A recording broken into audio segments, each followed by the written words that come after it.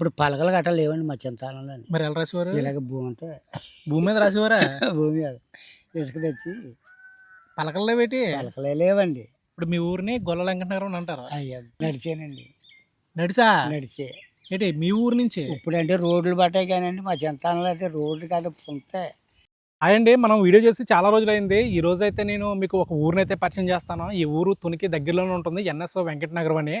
ఈ ఊరు ఏంటంటే మొత్తం అందరూ కూడా ఎక్కువగా యాదవ సామాజిక వర్గానికి సంబంధించిన వాళ్ళే ఉంటారు. అలాగే ఊరు కూడా చూడడానికి చాలా బాగుంటుంది.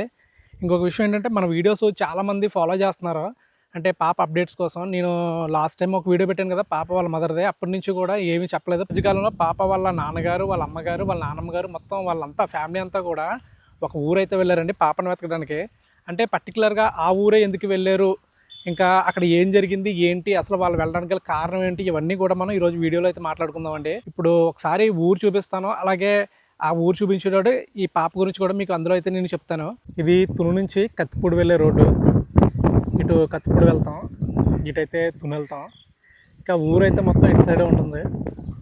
ఇదే వెంకటనగరం ఊరు. అలాగే వీళ్ళకి మకాలు అవి ఎక్కువగా చేలోనే ఉంటాయి. వీళ్ళకి ఇటు సైడ్ కూడా వెళ్తుంటారు ఎక్కువ. తాత, ఈ ఊరేనా కోవాలంటే స్కూల్ ఉండియా? పాకలుండి. పాకలో? పాకలు.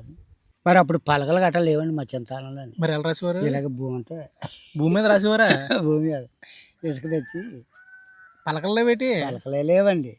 ఆ, అప్పుడు 70 గుడి అంతకాలు రాసేవాళ్ళం అండి మేము. 70 గుడింతలు? ఇప్పుడు 30 గుడి అంతకాలు రాయినాకి మంచిలు తగ్గేస్తారు. అదేలే, అది కూడా ఇంకా నేల మీద రాయించేవారు. ఏలితోటేనండి బాబా, ఏలే ఇసుకలు అని ఏలితోటే. పాకలుండి. పాకలో? పాకలు. సార్లు ఎక్కడి నుంచి వచ్చేవారు? అంటే సార్లకి ఏమంతా మీ తెలివితేటలు ఉంటే నువ్వే చెప్పను. ఊళ్ళో వాళ్ళు చెప్పేవారేటి? ఊళ్ళోలే. బయట వాళ్ళు కదా? ఇప్పుడు అయినా ఏ 4 అత్తరాలు వస్తే నేను మ్యాటర్ని నేను చెప్తాను రంటారంటే ఇంకా అక్కడ ఊకోను అంతే. మరి ఆ చెప్పేవాళ్ళకి ఏమన్నా డబ్బులు ఇచ్చేవారా? అప్పుడు పావుల అబ్బాయి ఆడ అలాగే రూపాయి తీసుకునేవారు పాపం. మీ ఊరిని గొల్ల వెంకటనగరం అని అంటారు. అయ్యా బొట్టోళ్ళు వెంకటనగరం అంటారండి. అలాగంటే ప్రతి వాళ్ళు తెలుస్తుంది. బొట్టోళ్ళు వెంకటనగరం. బొట్టోళ్ళు ఎక్కువగా మీ యాదవ్స్ ఎక్కువ ఉంటారేమో. అందరూ వాళ్ళే. అదే అందరూ అంటున్నారు ఈ ఊరు మొత్తం గొల్లలు ఎక్కువ. గొల్లలు ఎక్కువ. అందరూ కూడా కలిసే ఉంటారంట కదా? కలిసి ఉంటారండి. అందరు కలిసి ఉంటారు, బాగుంటారు. ఎవరి జోలికి వెళ్ళరు, ఎవరితోటి పని ఉండదు, మీ పని మీరు చేసుకుంటారు. అంతే మరి. అక్కడ అగ్రహారం అనే ఒక ఊరు తెలుసా? గండి దగ్గర అగ్రహారం. అలాగే మన వాళ్ళు అందరికీ చెప్తున్నాం, ఎవరన్నా అడుక్కునే వాళ్ళు అలా ఇలా తీసుకొస్తుంటారు కదా. మనకి పక్క పిల్లని అలాగే తీసిపోయారండి. మేకలు మేకలోళ్ళు గట్ట బొగడు చేసి ఆ పలానా కాడ పిల్ల ఏడుతుంది, మీ పిల్లమ్మ చూసుకుంటే వాళ్ళ అమ్మతో చెప్తే వాళ్ళు తెచ్చుకున్నారు. ఇప్పుడు తిండి ఏం తినేవారు చెప్పు మీరు ఇంతగా ఈ కాలంలో కూడా? ఆ తిండి అయితే మీరు చెప్తే నవ్వుతారండి. పర్లేదు, మేము ఇప్పుడు 5 అందామని చూస్తున్నాం, మాకు తెలియట్లేదు మీరు ఏం తినేవారు. దొరకవండి ఇప్పుడు అయితే. ఏ గంటలు, జొన్నలు, కొర్రలు, సామలు, అరికూడు అంటారు. ఆలుకూడు, ఆరికూడు, 6 చేలు. ఇప్పుడు ఏం లేవు. అది లేవండి ఇప్పుడు. అలాంటివి ఎక్కడండి, ఇదే పాట. ఇప్పుడు పొద్దున్నే టిఫిన్ చేస్తున్నాం మేము. అప్పుడు మీరు ఏం చేసేవారు పొద్దున్నే? చల్లిగంజనండి. చల్లిగంజే.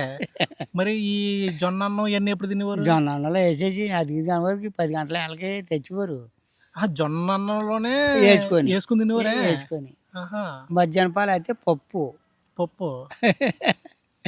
అప్పుడు పప్పు గింజలు వాళ్ళు కాదు, ఈ వరి అన్నం ఉండేది అప్పుడు. వచ్చే ఎక్కడ పండుగనాడే దొరికింది కదండి.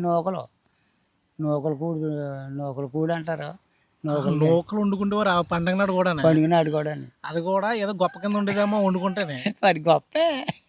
తర్వాత మనకు డౌట్, ఇప్పుడు మీ ఊరు తుని వెళ్ళాలనుకో అప్పుడు ఎలా వెళ్ళేవారు? నడిచేనండి. నడిచే. ఏంటి మీ ఊరు నుంచి? ఇప్పుడు అంటే రోడ్లు పట్టాయి కానండి మా చింతాలలో అయితే రోడ్లు కాదు పుంతే. తుని వెళ్ళిన దాకా పుంతలే. ఈ పుంతలు నడుచుకుంటూ వెళ్ళేవారే? నడిచి. బ్రిటిష్ వాళ్ళు అది ఇది అంటారు కదా అప్పట్లో. ఆ బ్రిటిష్ వాళ్ళది మీకు ఏమైనా ఐడియా ఉందా? మీ తాతయ్య గారు కానీ ఎవరైనా ఏమైనా చెప్పారు అప్పట్లో? లేదండి. అంటే అనుకునేవారా మీ చిన్నతనంలో ఏమన్నా? అనుకునేవారు.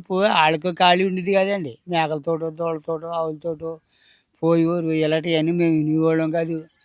బాబు వెళ్ళి అక్కడికి వెళ్ళి ఆ మేకలను అనగొట్టి అంటే వెళ్ళి ఇక్కడికి వెళ్ళి గొడవని అనగొట్టి అంటే ఈ పద్ధతి చేసుకుని అంటే ఇంక మీకు చిన్నప్పటి నుంచి పనే పనే మాకు ఇంకా వేరేది ఏముండదు చెయ్యి. కదా. ఇంక చిన్నతనంలో కుర్రలతో ఆడుకోవడం పని ఆడుకోవడం లేదు ఆడుకోవడం లేదా మీరు ఆట ఆడినారు ఆట ఆడుకుంటే రవ్వతో ఇలాంటి రవ్వతో మర్చిపోరు ఆహా. గొళ్ళు కడుకొని ఉన్నాయి మేకల దొడ్లు ఉన్నాయి ఇంకా చూస్తున్నా అలాగే అలాగని బాధపడి ఏదన్నా అప్పటికిప్పటికి చాలా మారిపోయింది బ్రహ్మాండంగానే మీ కళ్ళ ముందే మొత్తం మారిపోయింది మారిపోయింది. ఇప్పుడు ఈ దేశం అంతా మా బాబోళ్ళని చలిమంటల కాడ పెద్ద దుక్కలెట్టి చలిమంటకు ఆగిపోవడం అండి. ఒరే ఇంట్లో దీన్ని ఇంట్లో ఎరగడం అంటారు అబ్బాయి అనేవారు మా తాత వాళ్ళని అప్పట్లో మా బాబోళ్ళని. ఆ. ఎటు ఇంట్లో దీన్ని ఇంట్లో ఎరిగితే ఇంకా ఎటే మేము నమ్మేవాళ్ళం కాదు. ఊరికండి అవి బయలు మీద పోతారు కానీ ఇంట్లో ఎరుగుతారంట ఇంట్లో తింటారంట అనేవాళ్ళం. అంటే అవి చూద్ది కానీ కాదు బాబు అనేవారు. ఇప్పుడు అదే అయ్యింది చూసాం. అదే కదా. మళ్ళీ ఇంకోటి మంచినీళ్ళు కొనుక్కుంటారంటే వింతగా చూసేవారు. నీళ్ళు ఎవరు కొంటారు మతులు ఉన్నాయి లేవో మంచి ఎక్కడ పడితే అక్కడ దొరుకుతాయి అనేవారు మన వాళ్ళు. మంచిగా అయితే మాత్రం నీళ్ళ కరువు లేదండి. మీకు నీళ్ళు కొరలేదు. ఇప్పుడు చెరువుల్లో నీళ్ళ బాగా మన మామూలు గుంట ఇక్కడే తవ్వుకునేవారు. గుట్ట వేసుకుని ఓ నీళ్ళు మన మునిగిపోయిన నీరు ఊరేస్తుందండి భూమిలోంచి. ఇప్పుడు వర్షాలు కూడా లేవు బాబా. అప్పుడు నెలకు ఒక వర్షం పడితే ఎంతక్క వ్యవసాయాలు బండి. అవును కొండలన్నీ తిరిగేసారు అప్పట్లోనే మేకలతోటి మొత్తం మొత్తం. ఇప్పుడైతే మీకు కొండ సగం కాదు కదా, కొంచెం చిన్నది స్టార్టింగ్ ఎక్కలా పోతున్నావు ఎక్కలేరు అనిపించేస్తుంది. మీరు ఎక్కలేరండి. అప్పుడులో మీరు అయితే మరి ఉరికే పరిగే తిండి వల్ల అంటారా అంత తేడా? తిండి వల్లే. గట్టి అని తిండి ఏ తిండి అన్నా గట్టి అని తిండి తిన్నా మడిచి జంకదు. అవును అది ఇప్పుడు పాలు తీస్తున్నాం 4 లీటర్లు 5 లీటర్లు అది తాగితే మనకి బలం. అవును మరి వలంలో తీసి మనం వలంలో పెద్దవాళ్ళని చేద్దామంటే పాడిగొడ్డు ఎందుకండి. అప్పుడు పాలు కూడా ఎవరు అమ్ముకునేవారు కాదు, కొనివారు కాదండి. పాలు కొనివారు కాదు, కొనివారు. ఎవరన్నా పక్క వాళ్ళు కావాలంటే వాళ్ళకి వీళ్ళకి ఇచ్చేవారు అంతే. ఇంకా ఇప్పుడు మజ్జిగ కావాలంటే కొంత మజ్జిగ, కొంత పెరుగు కావాలంటే కొంత పెరుగు పెట్టి కాదు. అప్పుడు నడిచి వెళ్ళేవారు అన్నారు కదా. నడిచే తుని బీరకాయలు గట్ట పట్టుకెళ్ళేవాళ్ళని. కావిడి ఇక్కడి నుంచి కావిడ వాటిని సంతం చేసుకుని వచ్చేవాడు. అదే ఏదో సంత పొంత చేసుకుని ఓ ప్యాకెట్ బటర్ నీళ్ళు కొనుక్కొని నవ్వులుకుంటా నడిచి రావడమే. కరెంట్ కూడా ఉండేది కాదు. కరెంటు మా పెళ్ళికి అయితే ఎలా అయిపోద్దు. మా ఊళ్ళంతా కూడా కలిసి వెళ్ళేవారంట. ఇంకే నువ్వు పండించుకున్నావు అనుకో నువ్వు తెచ్చిపోడు అలా రూపాయికి అమ్మేసుకొని. అప్పుడు పెద్ద రేట్లే కాదు ఇప్పుడు. అలాగటి కాయగూరలు కొనగలవా పండించగలవా? మీలాటలు ఉంటేనే మాకు ఇలాంటివి చెప్తారు. మీ తరం అయిపోయింది అనుకో మాకు అప్పుడు ఎలా ఉండేదో కూడా తెలియదు. చెప్పలేరు, చెప్పలేరు, చెప్పరండి. మీరు ఇలాంటివి చెప్పడం వల్ల అందరికీ తెలుస్తుంది తెలుసా. ఇప్పుడు ఇప్పుడు చెప్పి పెద్దలు కాదు. అవును ఇప్పుడు మారిపోయింది. నువ్వెంత నేనెంతో ఎలా నీకు ఆ గొడవ అంతా ఎందుకు అన్నకాడ తేల్చేస్తున్నారు బాబు. మంచి చెడ్డ నువ్వు అన్నట్టు నువ్వు కొంచెం మంచి చెడ్డ తెలిసి నువ్వు మడిచివని చేత ఇవన్నీ అడుగుతున్నావు కానీ ఒక్కో మడిచి చిరాకు మడిచి అయితే అడగడు. అవును ఏంటి ఆ తాత మంచం మీద ఎక్కడ ఎడుతున్నాడు మన పని మీద మనం పోదాం అన్నట్టు ఉంటారు కానీ. సరే అలా వెళ్తావు అయితే ఒకసారి ఊర్లో కూడా చూస్తాం. మీ ఊరు బాగుంది. ఊరు మొత్తం ఒకసారి తిరిగి అయితే ఊరు మొత్తమే తిరగక్కర్లేదండి. రాంకోలు ఉంది.